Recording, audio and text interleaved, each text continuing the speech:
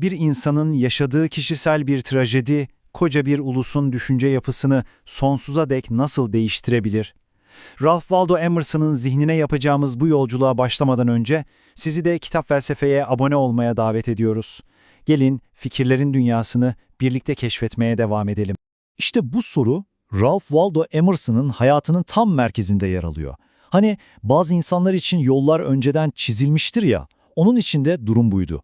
Ama o bu yoldan çıkıp hem kendisi hem de bütün bir Amerikan düşüncesi için yepyeni bir patika açtı.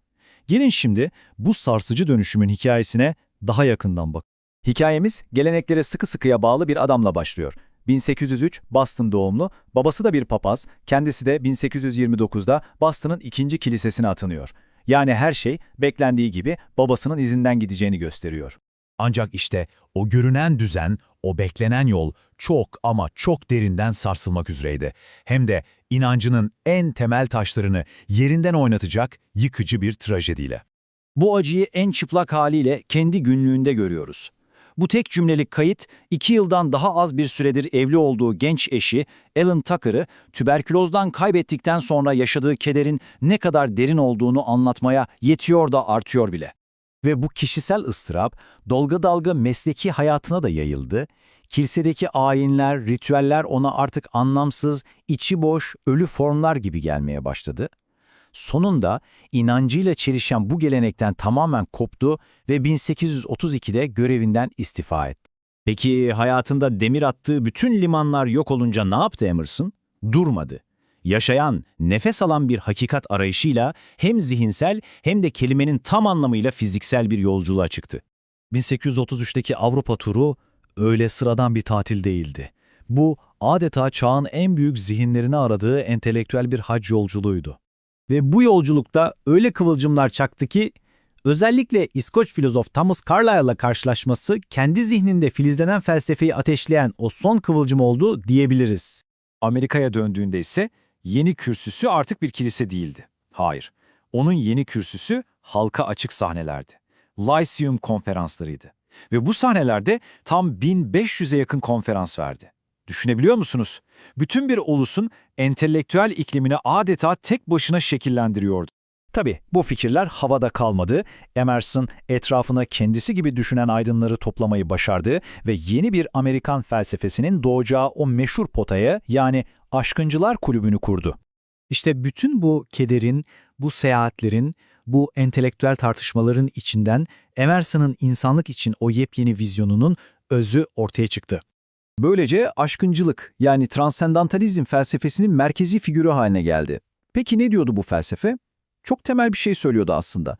Asıl rehberiniz, size yol gösterecek olan şey ne kurumlar ne de geleneklerdir.